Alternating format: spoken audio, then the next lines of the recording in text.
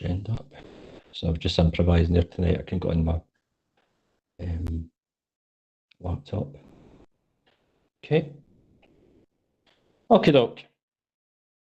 Thanks very much, everyone. Sorry about that wee hiccup of IT there. I hope you can hear me all okay. Yep, okay, thanks, Ross.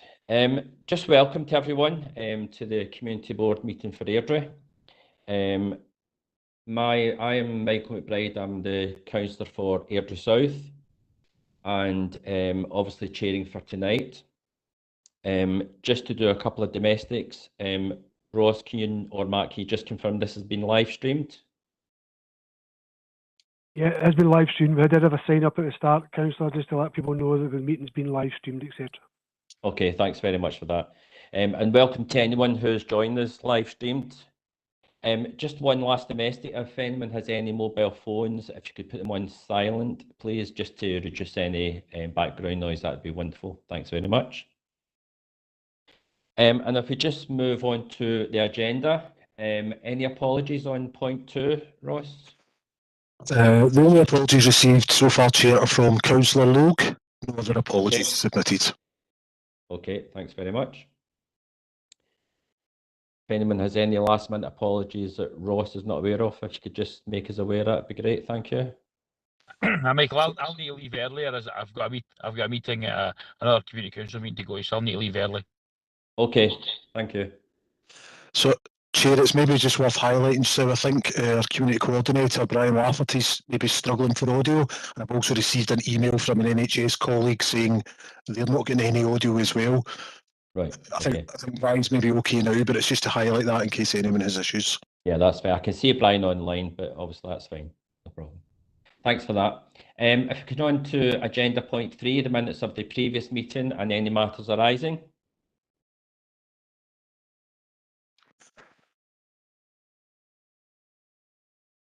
So, Chair, I think from the matters arising, if I just come in quickly, we've got an update from Dr. Doran at the NHS to respond to matters that were raised at the previous board meeting.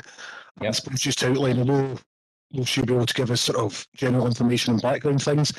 If you've got any substantive questions or looking for further information, you can certainly email me directly. I'll collate questions, and our NHS colleagues will be able to provide a full written update for a future meeting. Dr. Doran will certainly be able to speak to some of the points tonight. Okay, thank you, Ross. If we just move on to Dr. Doran, welcome, Dr. Doran. If you want to give us a little update, that'd be great. Thank you. Yep, so I've joined on my phone because I couldn't get it on my computer, so I hope you can hear me okay. My name is Claire Doran. I'm a GP partner at the Adam Avenue practice in Airdrie. I've been here since 2003, so almost 20 years. Over the last 18 months, I've been locality lead GP for Airdrie. So I'll give you clearly the NHS and general practice has been under immense strain over the last, what feels like the last few years, but certainly over this year, it's been particularly challenging. I'll start with the phones because I think I can possibly give good news on that. So last July, most of the practices in Airdrie went over to a cloud-based system. And as I'm joining my phone, I'm not particularly technical, so I won't get into details of it. But anyway, we moved to a cloud-based system, got rid of our faxes, everybody except the kind of big Wellwine practice in Chapel Hall. And it's been a challenge. We've had, because of the amount of demand through the phone lines, we had lots of dropped calls, we had difficulty forming queues. So we worked really pretty tirelessly, the staff, certainly in Adam Avenue, with the telecoms provider and eHealth. And the plus side is that at the beginning of August, they installed a new system, changed the handsets and reception, and it does seem to be working much better for us. And hopefully that will then follow with other practices. So we've got a much more robust queuing system. Patients are now, I think the practice manager's taking their hair out the amount of complaints they had about the phones. And that seems to have really dropped off, and patients are actually now saying that it's much easier to get through on the phone lines. So hopefully much less drop calls. I mean, we were struggling to call out on the lines at points, so it seems to be a lot better. So touch wood, had a month now, it does seem to be working. So hopefully that will take away some of the phone issue. The demand issue, it's a UK-wide problem. Demand is demand is overwhelming. I mean, I've been here for 20 years. I've never known demand in general practice like it is just now. That's for multiple reasons, you know, our ageing population, the fact that secondary care is struggling, waiting times aren't what anybody wants them to be, and that's all contributing to back pressure on ourselves. I sent out a wee table as well showing you just how many GPs we have in Airdrie. Actually, those figures are from the beginning of the year, and we're actually 3 less now, so we're now sitting at 21. We've got less GPs than any other locality, much as we're about half the size of Hamilton, but we've also got way less than half the GPs. That's not the full story because it's hard to know how many hours people work, but to be fair, most of the GPs in Airdrie are full time. So practices are advertising. Often we don't get any. We've advertised probably umpteen times over the last 2 years, have never had any applications. We tend to take the advert back down because it's a bit like, you know, the house on Rightmove that, you know, if you've been sitting there for 2 years, nobody's ever going to apply for your job. So we're having to we're all trying to be more imaginative, use ANPs, use, you know, community pharmacy. We've got some pharmacists in the practice. Patients don't necessarily love not seeing the doctor. That's the evolving thing. Something people are just going to have to get used to because there isn't, you know, some like tranche of GPs over the hill ready to come and join us all. So that makes it more difficult. There are guidelines about how many appointments the Royal College of General Practitioners say practices should offer, and it's sort of 72 appointments per 1,000 patients per week. Adam Avenue meets that. In fact, we slightly exceed it, but we couldn't meet. We struggle to meet demand, and some of it's because people are representing with the same issues, and we're having to just keep chasing and chasing and chasing because it's hard. You have to reassess them and see. And it would be nice to send everybody urgently to the, you know, urgent referrals for everybody. But we've also got to look at it that people that we're really worried about, we want them seen urgently. So, you know, unfortunately, the person who we're not so worried about, we can't send the urgent referral for. And I think that's sometimes quite frustrating. It's frustrating for us, but it's frustrating for patients as well. Most of, you know, our staff, we're now starting to get to the point where we're not so much in here, but other practices are now struggling for admin staff because the level of abuse and threats that the reception staff get on a daily basis mean that people are just walking away from it. You know, they don't make huge sums of money. Our reception staff, they can go and work elsewhere with much less hassle. So that's another sustainability issue for us. And really, most of us are really quite worried about the future of general practice and whether or not, you know, in the longer term, how sustainable, you know, GP services in Airdrie are. So I'm trying to think if I had anything else I wanted to add to that. It's all about Blake, see if I can come up with. I should start ended with the phones maybe and giving you some. So I suppose my call to arms would be is to try and make Airdrie a more attractive place for people to come and work. You know, general practice is not attractive across the UK, but Lancashire really struggles. North Lancashire struggles probably slightly more than the south because our transport links from Glasgow aren't really quite as good. You know, it's a lot easier to work in Hamilton if you live in the west end of Glasgow than it is to work in Airdrie. You know, what can we do? We can try and make our practices as attractive as possible. We can offer people salaried. I mean, we've tried advertising for long-term locums, salaried GPs, partners, you know, anybody. But, you know, perhaps our communities can work with us to try and make Airdrie a place people want to come. Because we're struggling. I think we're all really struggling. And I understand patients' frustrations, and we are trying to balance, you know, the risks of missing things that are serious and urgent against, you know, things that can wait. And unfortunately, we cannot possibly meet the demand. Plus, a lot of things have become, you know, people have developed quite a lot of high anxiety as a result of the pandemic. Got a huge problem with mental health. You know, I don't think that's going to get any better as we move into, you know, our cost of living crisis. So, you know, we're trying to use some of our community, you know, some of the strengths and resilience within the community, some of our third sector organisations. We previously, pre-pandemic, had the Carers in. The Carers Together used to do a wee clinic for us, which actually really helped. That's a huge strain just now for people. And sometimes it feels like the amount of people that, you know, have presented with memory issues, probably, you know, sat home for 2 years and, you know, are presenting now late with, you know, unfortunately having to go to the memory clinic and often be diagnosed. So if there's anything you can do to help us, we would be very grateful. Most of the GPs in Airdrie are actually from Airdrie or have some links to Airdrie, or a lot of us have.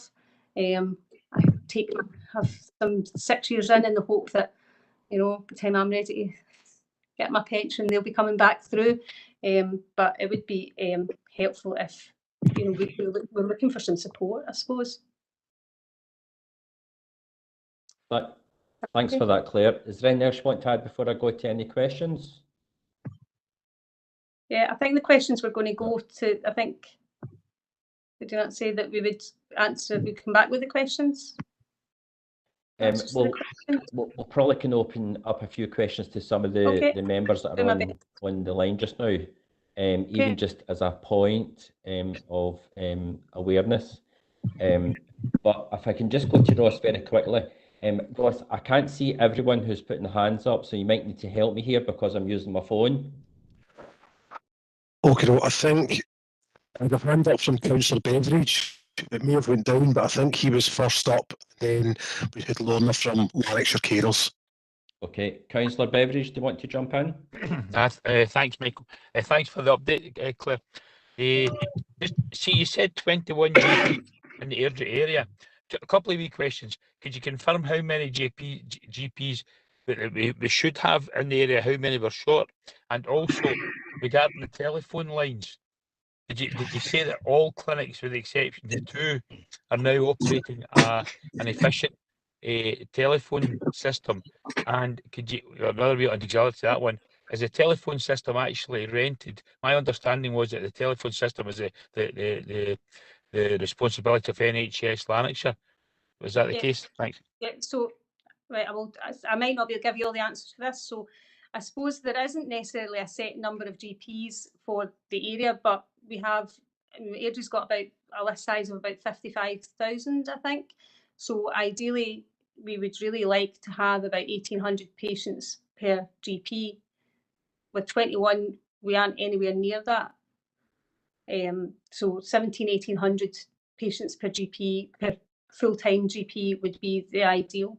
I suppose the thing is we're all using a mix, so Adam Avenue has 5 GP. We have a list size of just under 10,000. We have 5 GPs, 4 working full-time, 1 3/4 time, but we also have 3 ANPs, the advanced nurse practitioners now. So putting that in perspective for where it was 20 years ago when I joined, or 19 years ago when I joined, we had 4 GPs then, 2 full-time, 2 3/4 time, and no ANPs.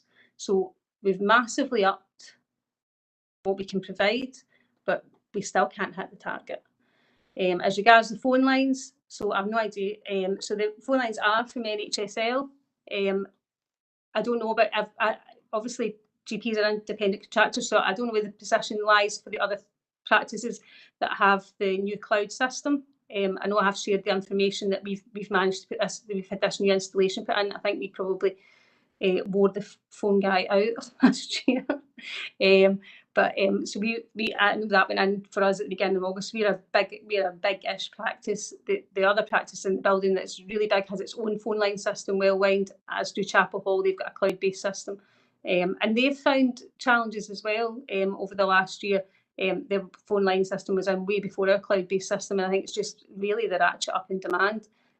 But the other practices are a bit smaller, but any problems they're having, they will go back to telecoms, because we know that whatever they did in August with our new handsets, and if I was really au fait with tech, I'd probably be able to help you, give you more information. That has definitely made a difference, massive difference. And I mean, it's very stressful for us when patients can't get through.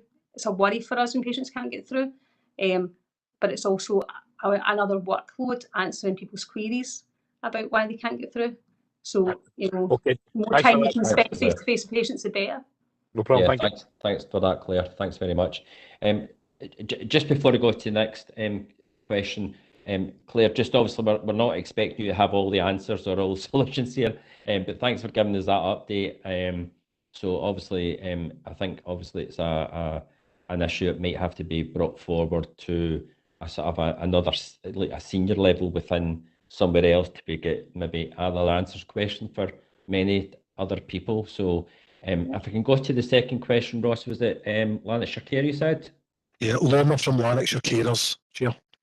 Right, thanks, Ross. It's just to say, Claire, that if there's, and obviously we don't supply kind of medical care, but if there's anything that we could do to work alongside the practice, we can provide physical referrals, and if there's anything we can do to lighten the load at all for carer support, then we'd be happy to kind of work alongside yourselves if there's anything. Can't speak for every GP practice, but I know my local one. Spoke to my own GP last week, and I think there's repeat patients, shall we say, that go there for things that are more kind of mental health based or companionship based, and it's almost like phantom illnesses. But that's what the crux of it is that they're lonely or they need support. Or but if there's anything like that that we can do to support ongoing at all, we can certainly provide that support in Lanarkshire Carers for people if there's carer strain or anything that we can kind of take the stress off yourselves. Well, I'll definitely take you up on that. And just as carer training's a huge sorry. thing. Yeah, absolutely. There's carer training across the board for different things, and if it just help out at all, as you say, I think all of us in the community need to pull together just now. And there's already people on the screen that I work with regularly. I work with Evelyn quite a lot and refer things, and we just spiderweb people out to each other as they need it. But the mental health is absolutely, it's at an all-time low just now. I've never known anything like it. It's difficult on a daily basis. We're having to take ourselves and remember that we're human beings, and sometimes you're having to go away from your computer after a call now because you're absorbing real life stress. People that's at the end of their tether, and sometimes we just can't help them. And telling someone that you just can't help them is just the worst thing ever. But as a tiny wee quick FYI, not all GPs are bad. My local GP surgery, a lovely receptionist who get the worst name in the world, has essentially saved my life 2 weeks ago when she didn't hang up my call that wasn't an emergency, because I've now been diagnosed. I was an undiagnosed diabetic and I was very ill. And thanks to that receptionist saying, actually, I hear you and I see you and I'll put you through, although you don't fit the criteria for an emergency. And that's now been diagnosed, and I don't know what I would have done if she'd maybe necessarily followed the by the book criteria. She just heard something in me, obviously, so I certainly wouldn't be writing off GP surgeries because they've made a huge impact to myself and my family. So I don't know how you do it, but thank you very much. Thank you, Lorna.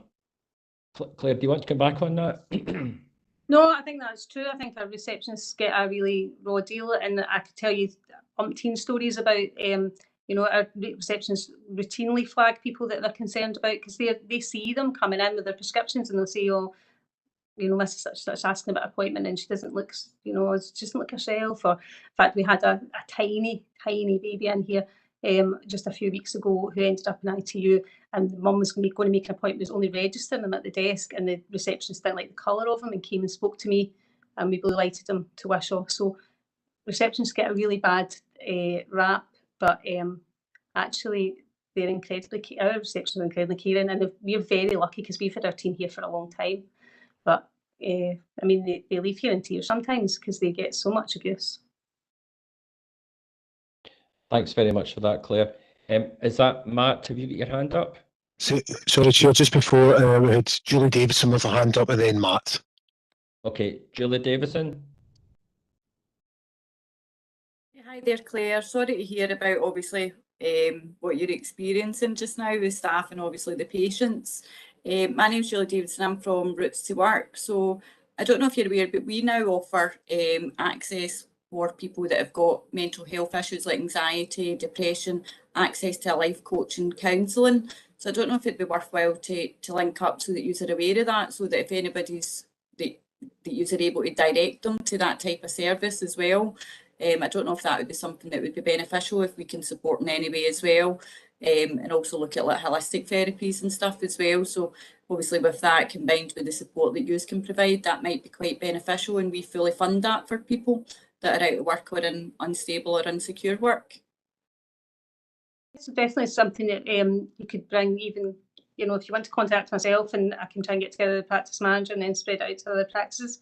Like you say, we've had, I think, the pandemic has made us all that bit more separate from each other, and it's hard to know what's going on. We've used similar, I can think of a lady I had before that with mental health problems, and she ended up getting a job and became the employee of the year or whatever, and She was delighted, and her kids were, she's such a good role model for her kids. And I've not seen her for years, so I take it she's doing just as fabulous. But so these things are, yeah, definitely helpful. It's just the problem is I think now with the pandemic, we've lost track of what's even out there with our own little cocoon that we've, you know, of locality services that are very close to us. Yeah.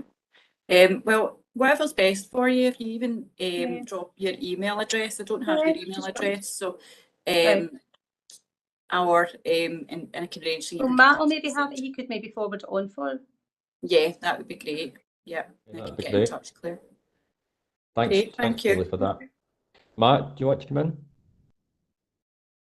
Thanks, Chair. Thanks very much, Claire, for your input. I'm Matt Costello, North Lanarkshire Council. Just picking up one of your points about the attractiveness of North Lanarkshire for GPs to come and work in the area. I think that's something that we all consider as being a partnership approach to try and address that side of things through making North Lanarkshire more attractive. Not asking for any answers to that tonight on that basis, but it might be worthwhile a further discussion about that to see how the council and other partners could help in relation to that, about economic development opportunities and anything that we could do as an authority to try and assist in that way. But just to make the offer of a further discussion about that, and we can see if we can link that in with the appropriate services within the council. Yep, that would be great. Thank you, Matt. Anyone else for last questions? Chair, Margaret McGreevy from Health and Social Care North Lanarkshire has just asked me to say that she will issue an invite for a meeting in the health centre, so just to make board members aware of that, but she can't get on just now due to tech issues. Okay, thank you very much for that. Claire, thank you very much for that update. If there's no more questions, we'll move on to the next point on Agenda 3. But Claire, you're happy to stay on. If you want to leave, that's no problem. Or maybe head. Is that okay? No problem. Finish my bloods off. That's great. Yeah. Okay, thank you, everybody. Thanks for coming on. Cheers. Cheers. Okay, if we just move on to the next section in Agenda 3, that's for the Winter Resilience Update. That's Ross Dunn and Brian Lafferty. Happy for this, Ross, if you're okay with that. Sorry, Brian, was that happy for me to take it, or? I'm happy for to take it just now, if you're okay with that. Yep, that's absolutely. Councillor McBride asked at the last meeting about I was mentioning talking about East Link Road, and Councillor McBride asked if the Scottish Government reviewing plans for winter resilience and then it would have any effect on it. I've been assured by Nicole Patterson that that wouldn't be the case, and indeed it would be a good idea for it to come to one of the future community board meetings to roll out somebody from her team to roll out the winter resilience plan, so everyone in the area knows, because there's a lot of concern about the outlying areas in terms of access and egress when the winter gets pretty bad in terms of snow. So I think I responded to yourself on that one, Councillor McBride, as well. Yes, you did. Thanks, Brian. Thank you. It doesn't, hopefully doesn't affect it. That's what Nicole assured me. So she said she would be happy for one of her team to come along. So if we want to take an action tonight, Ross, we can get in touch with Nicole's team tomorrow to say we'd like them to attend probably November, the next meeting suits with them. Just for somebody, even to send along a presentation between us, Ross, we could deliver it ourselves. That's me. Thanks very much, Brian. Thank you. Ross, have you anything else to add to that? No? I think Brian's covered it there, but certainly the Winter Resilience Plan will be going through committee this cycle. The information will be published on the Council's website, and that sits separate from the School and Education Estate. That's a different service that looks after that. But I think, as Brian said there, we'll get the relevant information from both services. We'll get that pulled into a presentation. We'll bring it to the next board meeting, which hopefully will be prior to the onset of winter weather. Okay, thanks very much for that. Any questions for anyone before we move on to agenda point 4? No? Okay, agenda point 4, which is local priorities. COVID-19 recovery and renewal. There was no update for this meeting, I understand. That's correct, Chair. Okay, and the second point is the mental health and emotional well-being. A presentation by Tobacco Control Team NHS.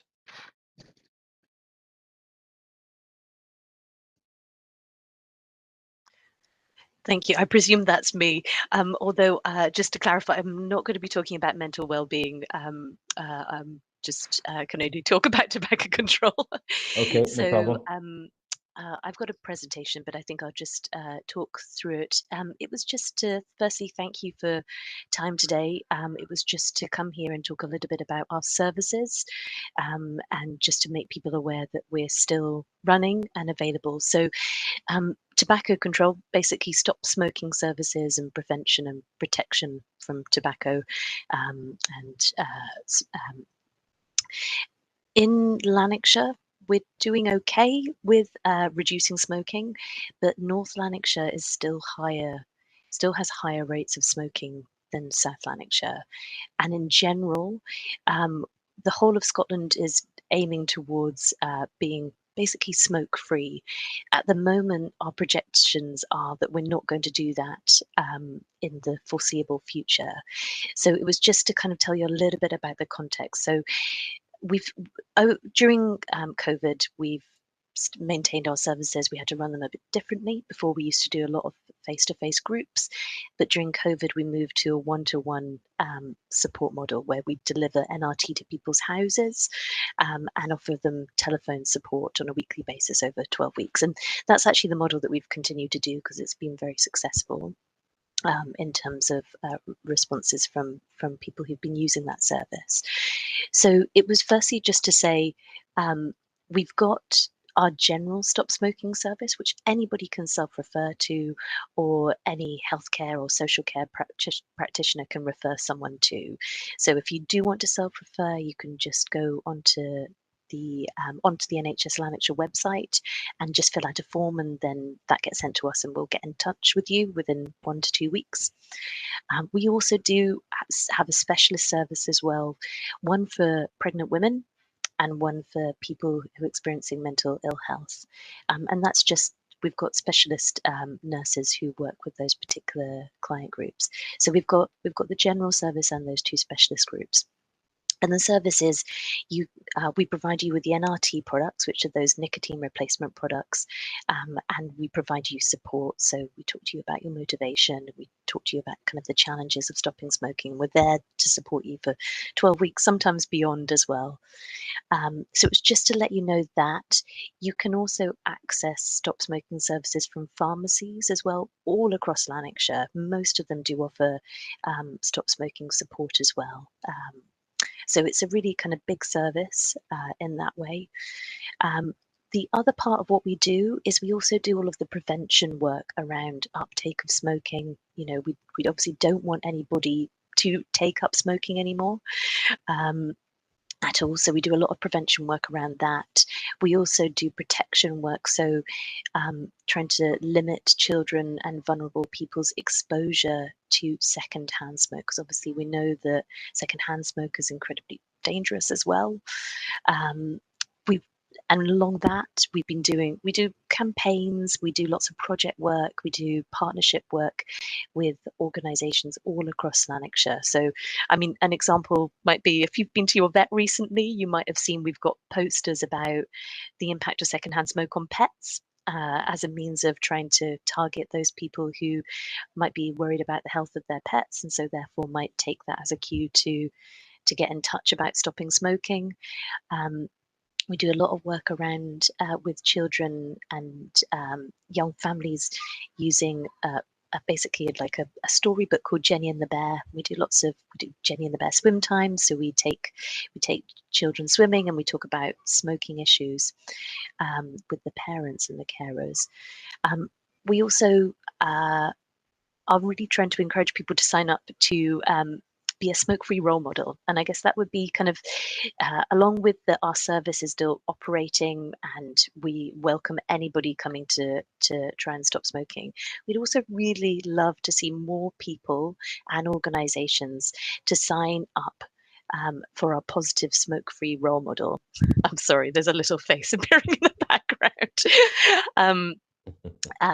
And what that is, we are asking people to sign up, and that means you're making a commitment that you're going to be a smoke-free role model. So that is very much about saying, you know, you don't want people smoking around you or around your children. It might be that you are a smoker, but you ask people, you take it outside if you're smoking. It might be that when people come to visit you, you say, I'm sorry, this is a smoke-free house. But we'd really like to see people signing up to that, because the more people who say, yes, I really want to see the end of the use of tobacco products, the better. We all know the long-term impact that it has.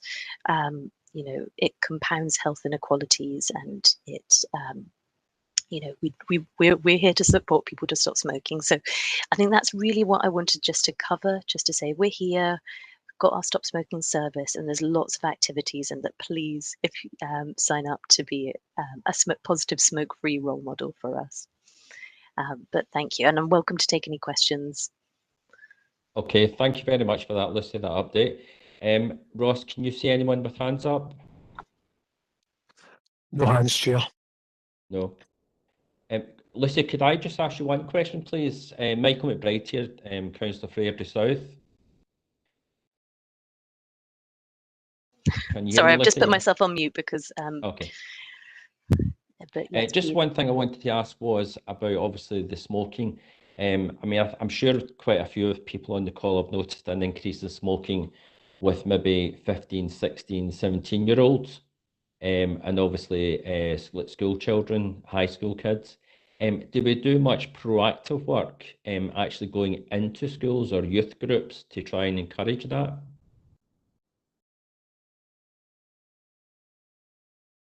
I think you're on mute. Yeah, sorry. Just trying to juggle. I'm just going to hand her over. My apologies. That's okay. Yes, we do. I mean, it has been limited, I have to say, over the last couple of years, and our focus has been more on the early years. So we've still continued to be doing a lot of work with, yeah, you know, kind of in partnership with health visitors, family nurse partnership, and directly with families about smoking and keeping families tobacco free. I think at the moment it is,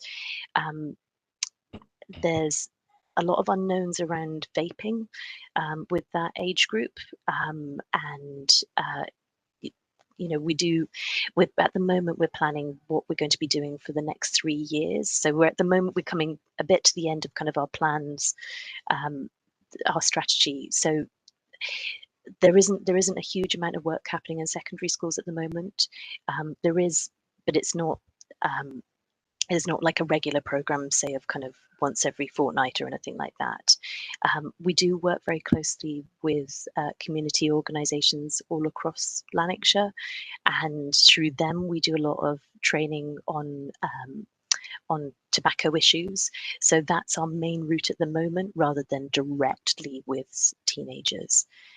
But I'm very happy to come back or for one of my colleagues to provide more information about our future plans about that group, if that would be of use. That'd be useful. Yeah, absolutely. Well, thank you. Thank you, Lucy, for that. Any last questions for Lucy? Chair, we've got another hand up. It's Robert Frederick. Hi, Robert. Hi. The question I have is more a general question on the new law regarding smoking near hospitals and how that affects patients. Does that mean patients are stopped from smoking, those who are cultural smokers? Yes, it's so it will be enforced. It's going to be, my understanding is that it's going to be the responsibility of environmental officers to enforce that. But I mean, the legislation is obviously just coming in, so yes. Yeah, it's just the point. It's just the point that it seems a bit of a catch-22 situation when we're trying to help people's mental health, where those with anxiety and depression who might smoke, it may be causing them more anxiety and depression. Yeah, so I think I guess there might be many different contexts that could apply to in terms of somebody smoking on hospital grounds, in terms of the types of hospitals. But for example, if we were taking an acute site where somebody is maybe in for surgery or for a temporary, you know, kind of health condition, they'll actually be started on NRT products in the hospital. So their addiction to nicotine will actually be managed in the hospital in that way. And then we take them, what then happens is they get referred and we provide them with the behavioural support and ongoing nicotine replacement. Yes, indeed, it will. I mean, it is a challenge. You know, people worry about that smoking. It is an addiction, and it comes with all of those challenges. So yes, but what I would say is that the hospitals for a long time, we have had that program of getting people onto NRT, getting them stopping smoking in the hospital, and then we take them to support them for the rest of their quit attempt. But yeah, I mean, it's a good point. Thank you. Thanks for answering. Thanks, Robert. Any last questions for Lucy? No other hands, Chair. Okay, thank you very much. Thank you for that, Lucy. Again, you're welcome to stay if you want to go now. That's great as well. Get back to your daughter. Thank you. Thank you. Bye. Thanks, bye. Okay, moving on to the last point on Agenda 4, which is poverty, community breakfast update from Judith Bremer. Judith? Thanks, Michael. Just a wee brief update in some of the actions from the local outcome improvement plans. One of the actions is that we were putting together a community directory. So it's myself, Christina from Community Planning, and Lynn from NHS Lanarkshire, and partners in Airdrie Action Partnership. So we're working together to put together a community directory, and it's just going to be a list of or information about services and supports for the Airdrie villages. We're expecting that to be completed in October, and we're going to be working with North Lanarkshire Council Graphics Department in design and publication, because it's going to be a leaflet. It's going to be in leaflet form, and the reason for that is we want to ensure that people who are not able to connect digitally are getting access to the information and support they need, especially during these difficult times. So we're hoping to launch that leaflet in November at a Series 8 community events or community breakfasts. And initially we'll be focusing on the villages. So we're hoping to partner up with key organisations in the villages so that we can get as many people along as possible. And we'll also have partners like CAB and other organisations that will be there to offer advice and support to people that need it. So if there's any groups that are involved in groups within the villages surrounding Airdrie, and if you have venues or you have events or anything like that that we can maybe tie in with, if you want to get in touch. Okay, thank you. Thanks, Judith. Any questions for Judith?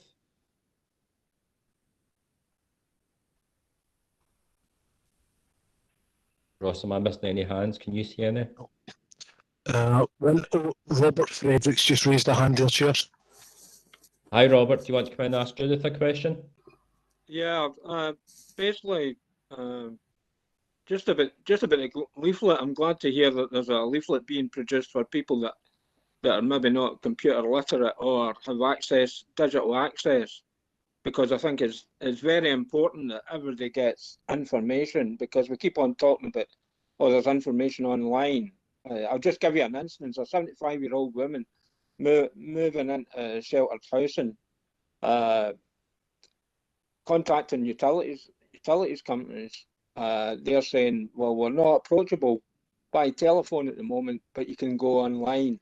You know, there's certain generations, and not all of that generation may be digitally aware or digitally compromised, but definitely needs more information across the board. That's part of the reason we're doing that, Robert. That did come into some of the consultation that we did, that not everybody's connecting digitally. Some people just prefer to have a leaflet at hand, so that's why we're doing this. That's great. Thanks, Robert. It is an important point, actually, because there's a lot of people can't use IT, or maybe can't afford to have IT. Yeah, that's a good point, Robert. Thanks for that. Thanks, Judith. Anyone else got hands up for questions for Judith? No other hands, Chair. Okay, thank you.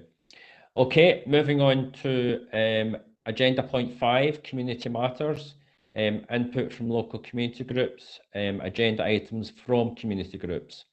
I understand there's no agenda items received. There's no items received, Chair, in advance of the papers being circulated. I'm not sure if any community members here tonight have got anything they're wanting to bring up. We do have a hand there. It's from, I'm not sure how your name comes out there. Is it Dr. Peter Donald? Doctor's in the middle. Yeah, Peter. Yeah, thanks. Sorry, Peter.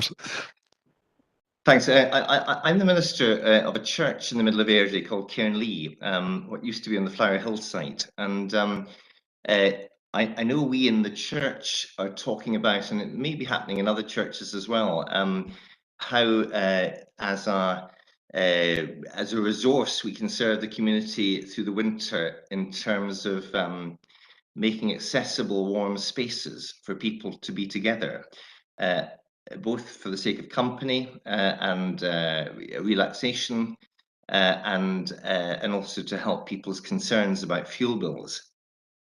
The possibilities that are open to us are very real, because we happen to have quite a large set of buildings that, for all that they're already quite heavily used by the community, are not used absolutely at all times in every part of them. And I'm really just wanting to kind of put it out there with the community board, really just to hear both. I'd be interested both in responses to us doing that, but also maybe other people know that there are other thoughts going on about creating warm spaces through the winter. It is quite a serious and worrying issue for people at the moment that's causing a massive amount of anxiety, how they're going to keep warm. And there's also a continuing problem of loneliness.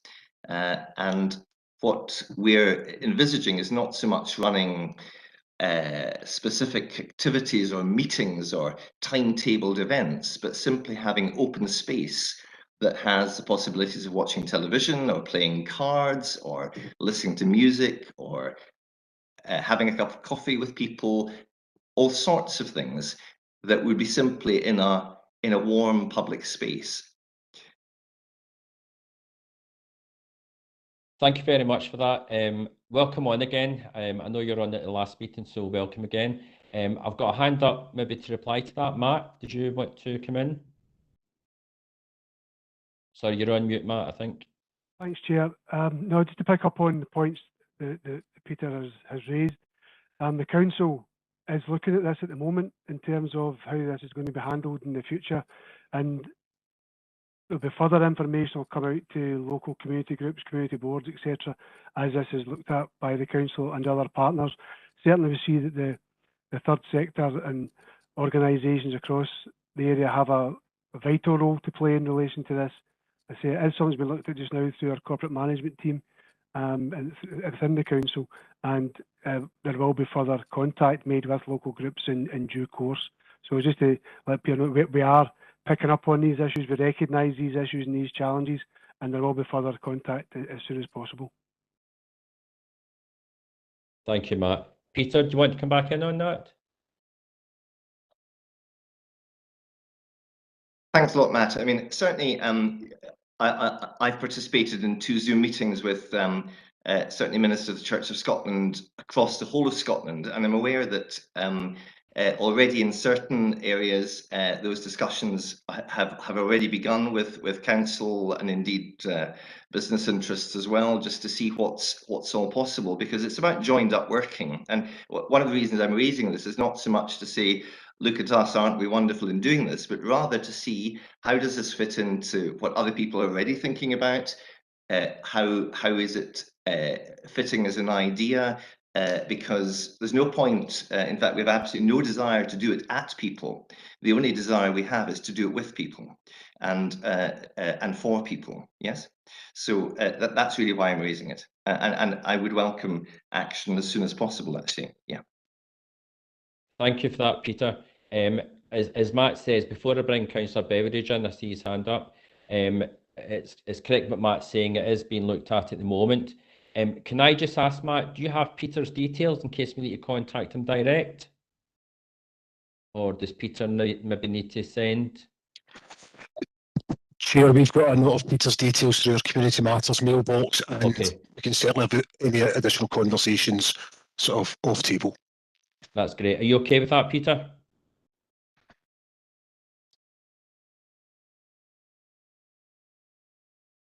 Yes, sure. Sorry, I keep on muting myself. Sorry, I waved at you. Yes, yes, sorry. Yeah, that's great. Thank you. No problem. Thank you. Councillor Beveridge? Thanks, Michael. That's a great idea Peter's had. Peter always has some fantastic ideas at his church here. And our communities are, the communities in Airdrie North, we are grasping that as well, because I've got a meeting tomorrow up in Caldercrooks. They're doing the same there. Plains is doing the same as well. I think it's very important that we broadcast what's available out there for our communities. And I totally get what you're saying, Matt, but I feel that the council's been a wee bit kind of slow in the uptake here. But when the various churches and community groups are up and running, can we make sure that it's every one of them is every one of these facilities is broadcast on the web page, etc., etc. That'd be done. Thanks, Alan. Any last questions? Can I come back in briefly, Chair, just before Councillor Watson comes in, if that's okay? Sorry, I just wanted to answer that point before we moved on. No, absolutely, Councillor Beveridge, we're fully aware of the groups that are interested in taking this forward. I have had some discussions myself with the Church of Scotland and the Diocese of Motherwell in relation to this, about taking this forward in terms of warden places, and there'll be further discussions will take place on that. And I can assure everybody that once we're aware of what's available to the local communities, we'll ensure that that is made fully aware to all community groups and elected members and others who are interested in that, to ensure there is as much uptake as possible. Thanks very much, Matt. And sorry, someone that was at you've got Councillor Watson, then Evelyn Anderson, Chair. Okay, Councillor Watson. Thanks, Chair. Just really to emphasise the reply that Matt gave to the the Reverend Donald. It's important, really, that the council works together with the likes of the churches.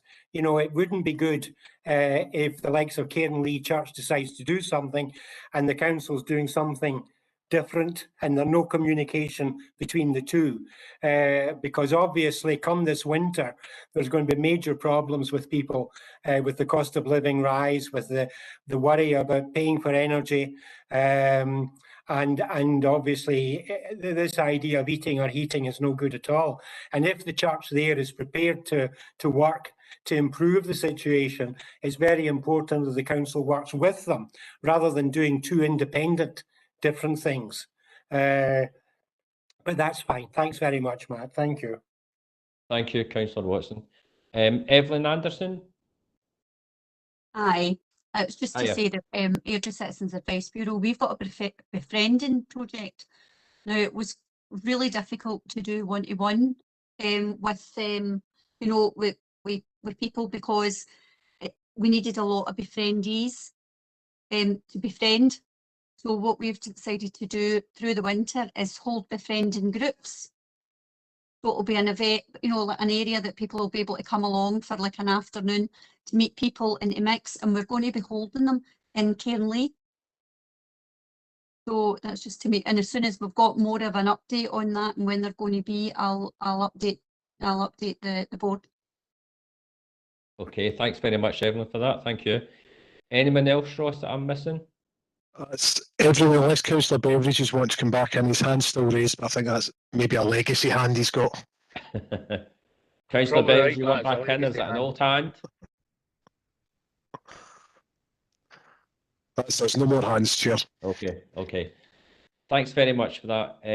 Thank you. Can I just come in very quickly at the end of this point 5, agenda 5? I'm not sure if it's in the right location, Matt, or a right agenda, but myself and Councillor Watson and a couple of other councillors spoke to a resident in Calderbank who are interested in trying to get additional parking spaces in Crowwood Road. Is that at Agenda 5 or is that further down? It'll be covered under the LDP, Chair. Okay, that's fine. Development Programme. Okay, no problem. If we move on to Agenda 6 in my Airdrie, and it's local engagement or consultation, Dragon's Den project check with Dorothy. So that'll be myself, Chair, to update on that tonight. Okay. It's just to let the board know, we briefly talked about it at previous meetings, but the council obtains community benefits through contracts it awards, which are additional value that we can drive from the contracts we're given out to major companies. We've got money coming into the Airdrie Community Board area through works that are being run, and the plan is that we're going to hold a Dragon Den style event. It won't be called that for copyright reasons, but we're going to be offering that out to all of the schools in the Airdrie Community Board area. So all of the schools, that'll be the primary schools and the secondary schools. The idea is that we're going to encourage schools to come up with an enterprise or innovation project that they can run as a school or as a class, prepare a pitch for that, and they'll then pitch it to a panel to get a financial investment to help them kickstart their project. We're looking to run that hopefully over the next 3 to 4 months to launch it out and encourage as many of our young people as possible to engage in the process and perhaps get some learning out of it, but also to ensure that the benefits we can drive through council contracts are actually delivered in Airdrie when it's people from Airdrie that might be impacted by the works. So we will bring that back either to the board to update near the time, or if works progress on that, we'll update everyone on the board mailing list in the interim as soon as we start moving that forward. But it was just to let you all know that that would be happening, and hopefully when we get to the point of promoting it and encouraging communities to support the kids, everyone on the board will get involved. Okay, thank you, Ross, for that update. Any quick questions for Ross? Any hands? No hands, we can move on again. Okay. Point 2 on Agenda 6, Community Concordat update from Van El. Is that yourself again, Judith? I'm afraid it is, Michael. So just a wee update on the Community Concordat. You know, there's a lot of information went out about it, but it's a really important opportunity for local people to work with the public and voluntary sector agencies to develop an agreement for better collaboration for improving the lives of local people. The Airdrie's locality event is on Tuesday the 27th of September from 12 till 3 in Girtley Community Centre. So if anybody's interested in attending that, you can sign up. In addition, there's going to be online focus groups covering the following interest groups, and anybody can register for any groups that depending on what you identify with. So it's Black, Asian and minority ethnic groups, LGBTQI+, older adults, people from different faith communities, people on low income, people with disability and or long-term conditions, young people and unpaid carers. But if you've got any queries around this, I'll put the email in the chat and you can contact our coordinator, who is Ian Johnson. Okay, thank you. Thanks, Judith. Any questions for Judith?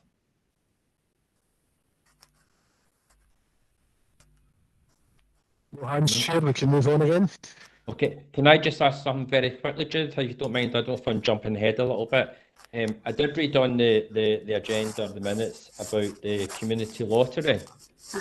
And it was just a quick question. I think I know the answer, but I just wanted to ask again that groups, obviously, that can be funded through it, non-profit, not for profit, obviously, this is. The uptake with local groups, do they need to be a proper group that's sorry, I've lost our words now. A constituted group. Sorry. Yeah. They do have to be a constituted group, Michael. Right. They don't have to be a charity as long as they're constituted. Constituted, right. I was going to say constituency there. Constituted. No problem. Thanks very much. If we can move on to Agenda 7, standing agenda items, Community Coordinator update, Brian. Thanks, Stuart. Just give me a second to bring that up there. So, a couple of points on the update this period. Big Head Road to Hulse Hill is Some homes will be complete late.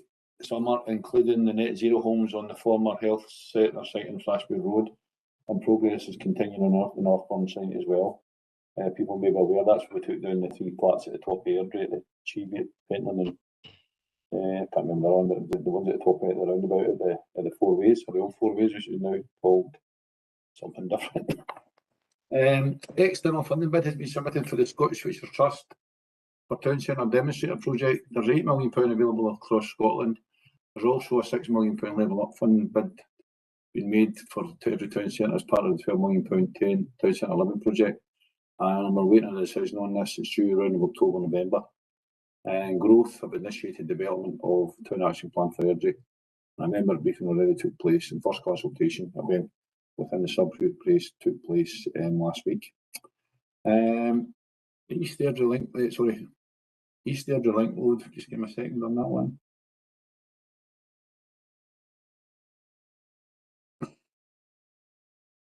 Bear with me, sorry, sir.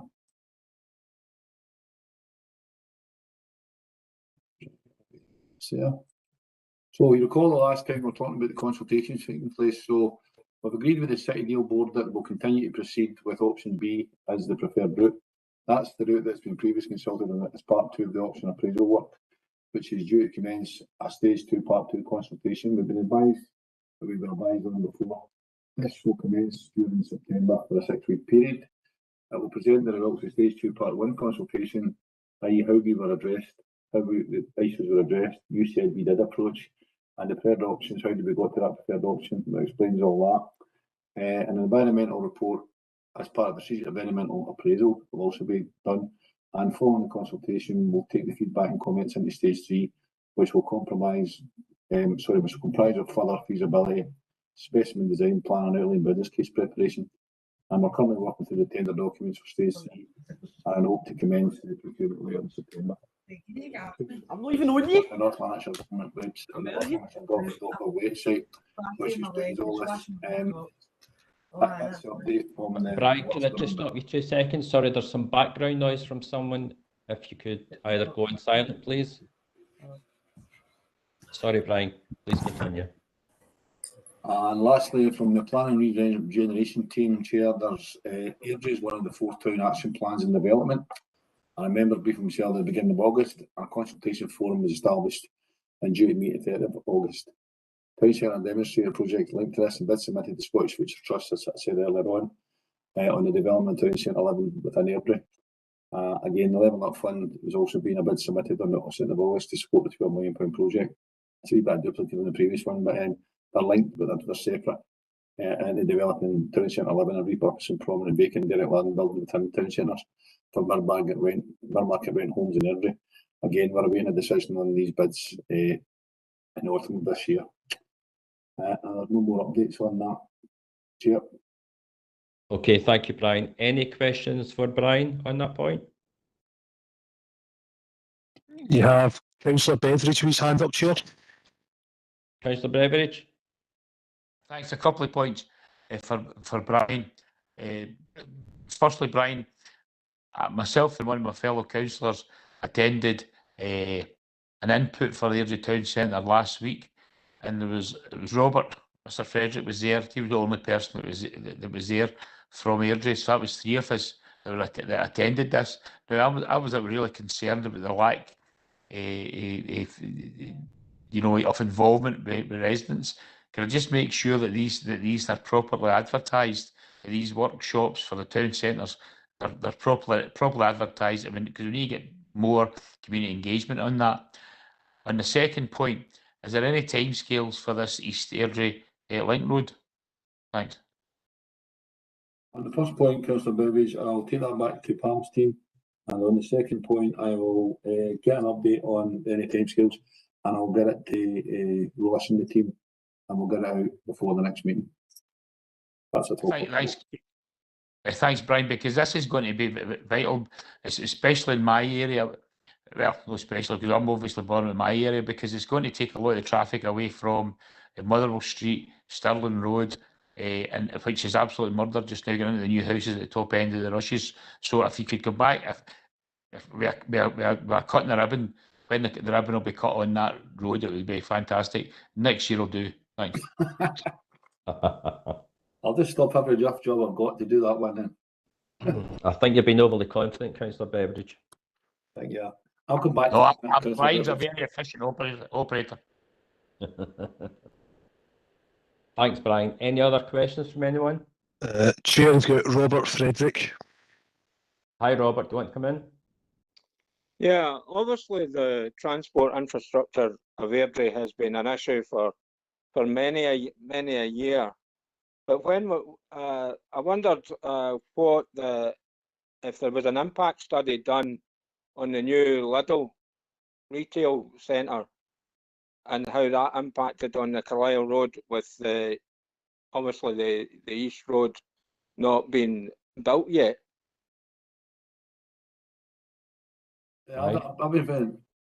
Yeah, I noticed that myself, but I believe those works are ongoing. There's a proposal for a new junction at that. We're just opposite where the South Bigger Road and Creekneck Avenue meet to ease that congestion.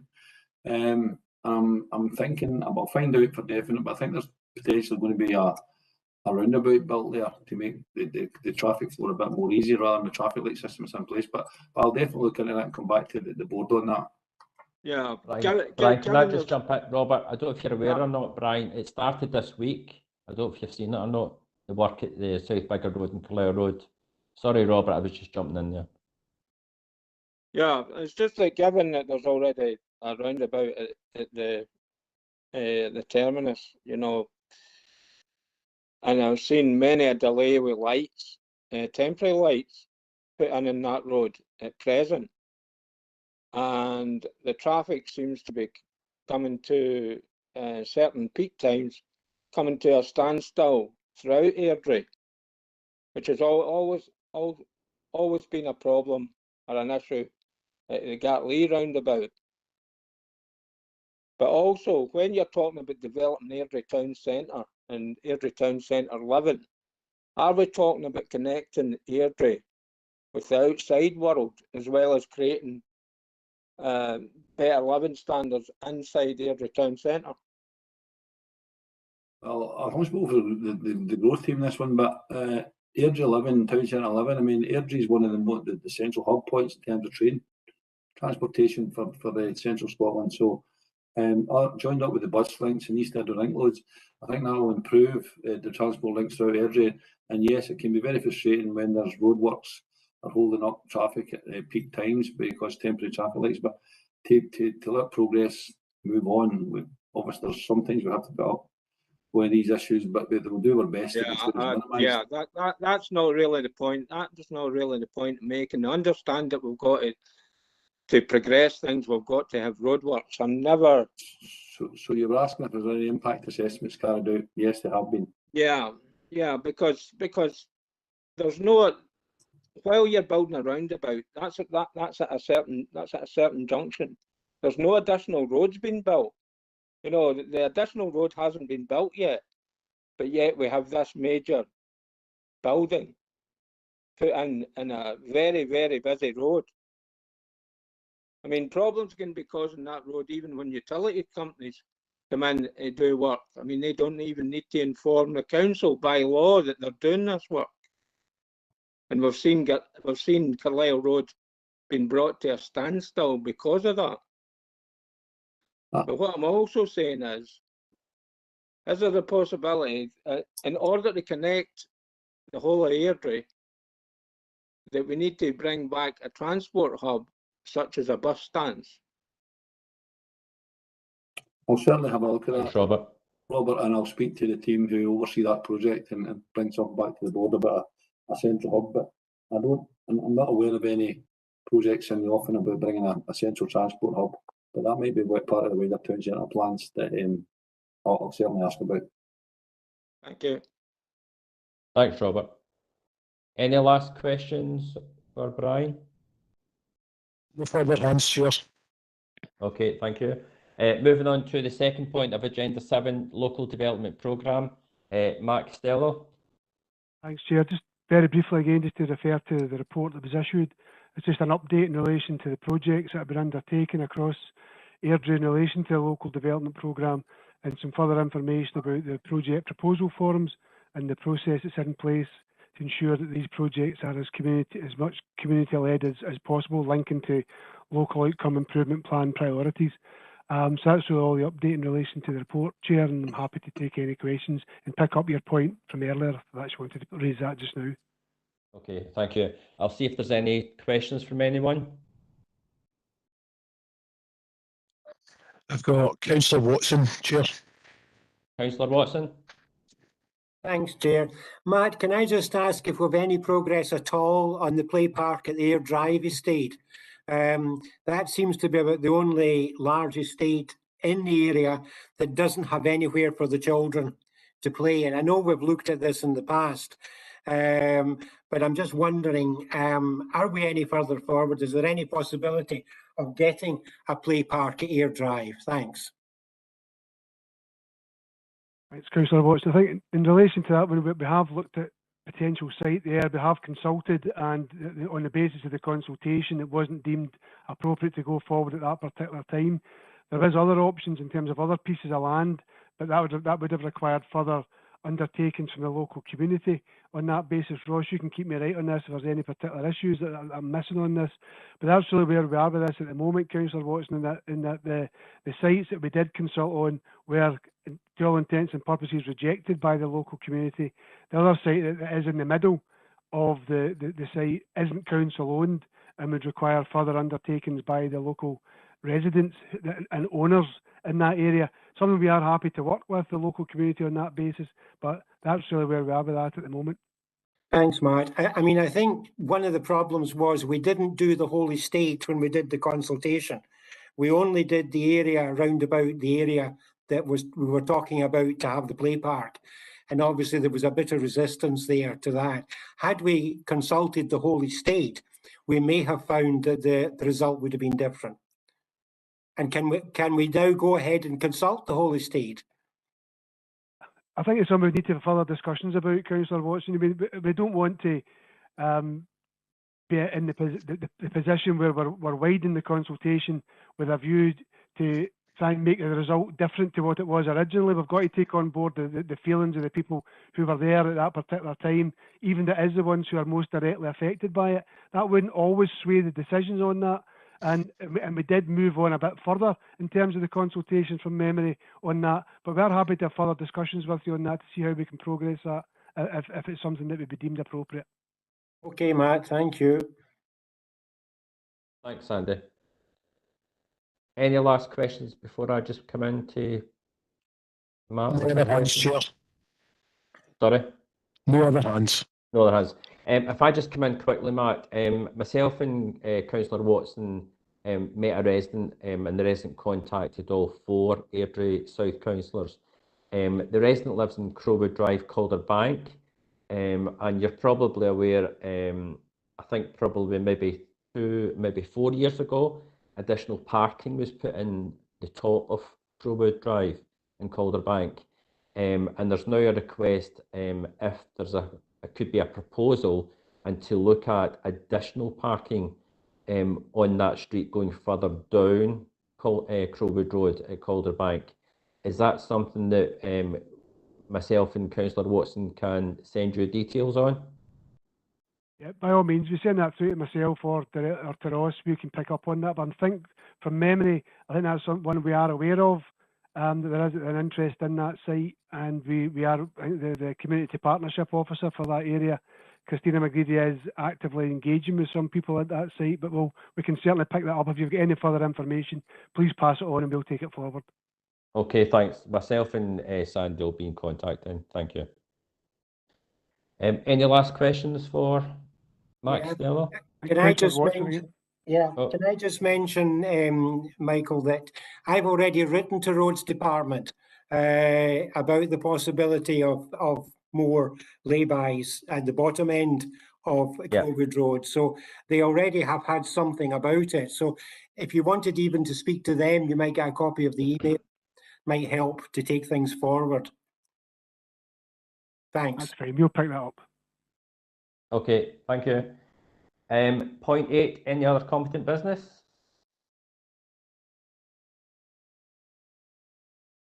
We've got Matt Costello, Chair. Okay, Matt. Just want to pick up again briefly on one point, Chair, regarding the agendas for the Community Board. You may have noticed that the petitions that previously were on the agenda are no longer on the agenda, and it's just to make the board aware that petitions are now taken to a petitions subcommittee of the council.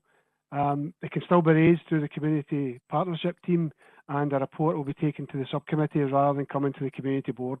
So just wanted to make the board aware of that, Chair. Okay, thank you for that. Any other competent business? You've got Robert Frederick, Chair. Hi, Robert. Do you want to come in? Yeah, just basically want to highlight a couple of issues. Obviously, you know, based on societal anxiety, like we were talking about mental health earlier on, this winter, obviously there are pressures on the NHS, but there's also pressures on other areas like dental care and pharmacies. You've got queues at pharmacies. I had an issue with queues during the pandemic. I don't see the point to queues outside in cold weather, people waiting to get prescriptions to help their health when they're having to queue in cold weather. There are queues outside pharmacies, 12, 14 long at times. And if this is going to continue through the winter, then it doesn't help people's health. Okay, thanks, Rob. We've got that point. I think possibly that ideally needs to be taken probably to a national level just to make it an awareness. Yeah. But I get your point. We'll try and have a look at that, see how we can move that and make that highlighted to someone. Thank you for that, Robert. Okay. Okay, on to point 9, date and time of next meeting. It's yet to be confirmed, Chair. It will be towards the end of the year, so usually sort of November, December time, and we'll circulate the date and time at the earliest possible convenience. Okay, thank you very much for that, and thank you to everyone for joining tonight, and that's our meeting closed for tonight. Thank you very much. Thanks, Chair. Thank you.